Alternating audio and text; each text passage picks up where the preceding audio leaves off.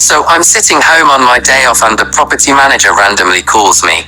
I'm expecting an incident recollection, but it was worse. One of my co-workers decided to take a night off and I was asked to run backup. The call goes, "I know how you get down. So I wanted to come to you first and ask if you wanted to pick up an extra shift on Thursday." I legit looked at the phone, gathered my composure, and trying to say no without saying no. I tell her, if no one else takes the shift I'll do it. Then somehow the convo shifts. Everybody else said no. Wait, what?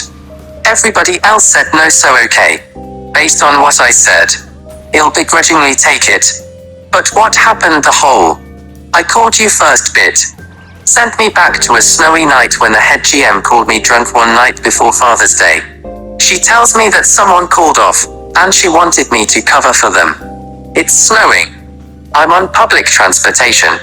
And given my permanent schedule, that would mean I'd have to leave one location 2 hours early just to get to the next location for another 16-hour shift. And then leave that shift for a 2-hour break.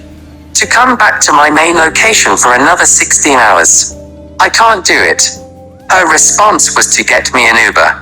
But still, that's a lot. I tell her it's a no, then we end the call. She literally calls back an hour later sounding intoxicated. "So you saying you can't do it? Even if I get you a Uber? Is that what you telling me?" I paused and politely told her, "Yes. Do you not see the weather outside? And you're asking me to go from location to location. And I still have to double back." I told her if I could find someone to cover one of my shifts I'd help out. I called one of my co-workers to ask if they'd been hit with the same hostility, only to find that they weren't called at all, but also wasn't interested in taking the shift. Back to my blessing. The relief that shows up an hour early. She calls him, unbeknownst to me, and asks him if he heard what's going on. So he decides to take my morning shift so I can make my way out to the other location. Talk about a blessing.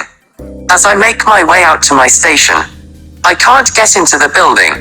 Thankfully, one of the tenants was exiting the building, so I finally gained entrance. But now I had to find out how to get into my station. After calling repeatedly, 30 minutes later, she returns my call, letting me know that the door is just jammed shut and all I have to do is pull it with a little bit of force. I'm 6 foot and over 250 pounds. You want me to walk into a building that I'm not accustomed to and just yank a door open? On camera. I could have just gone back home that day. She doesn't know that I was a few seconds away from walking off. But I didn't. So called. Abandoned my post. It turned out to be quite peaceful actually. But I just caught a break that day because everyone told me how it's usually chaotic. Security is usually asleep. If they're around, one tenant comes in. I'm surprised to see somebody here. Usually you'll be lacking. When I asked why, I heard stories of fights and shootouts. Yet the person on duty was usually asleep or in the back area, which happened to be in a state of renovation. Again, I got lucky with a peaceful night. The most I had to deal with was incompetent management. That was too busy with her personal Father's Day function to answer my call letting me know how I'm supposed to gain access to my station on a location I'm completely unfamiliar with. Luckily it's on a side of town I'm familiar with. Don't care for but familiar with. And you expect me to just essentially break into a spot where no one knows me and everyone has a right to act accordingly. Could have said FK it and went back home. But I needed the money. And my coworker broke his sleep to cover my other building. I had to run it. Shift ends at 2 a.m. And I have to shoot all the way back to the other side of town. Take my wife to work and then head back to work at the other location. What joy. I'm running on fumes. Then a woman frantically knocks on the glass door after the night I had. I'm not for any of this shit. I pause my game. Yes, I brought my Xbox to work, and I ask her if she's looking for hand immediately 1,408 inches. I tell her, oh, that's next door, hoping she'd leave, but no, she was from 1408 and she wanted to talk to someone about her fridge going out. To raise nothing that can be done, the offices are closed, And no one comes in on the weekend. A Sunday no less. Well, I need to talk to somebody. My food spoiled and that's over $500 worth of food. How am I supposed to feed my kids? I got pictures. You wanna see the pictures? Let me show you the pictures. I don't need to see the pictures, but nobody. Well, you need to get somebody on the phone. My next step is calling 311. That's probably your best bet. Now I'm saying I should call 311 BC. This is ridiculous.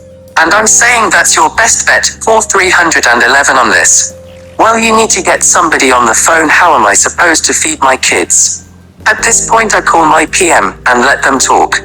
She runs down the same food script to my PM and she throws in that she recently went to a funeral. Now my heart sinks. Not for her though. I just put this irate woman on the phone at 5 a.m. with my PM who just attended a funeral yesterday. Damn.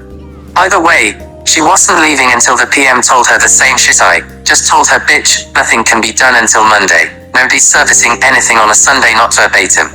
But now I feel bad for bothering this woman this early. Some shit this MF didn't mention until too late. After all this running back and forth for these people. Get to payday. And I'm missing hours. Why do these people have such a hard time paying me? This is why I don't do extra hours anymore. But I didn't want to leave the PM hanging.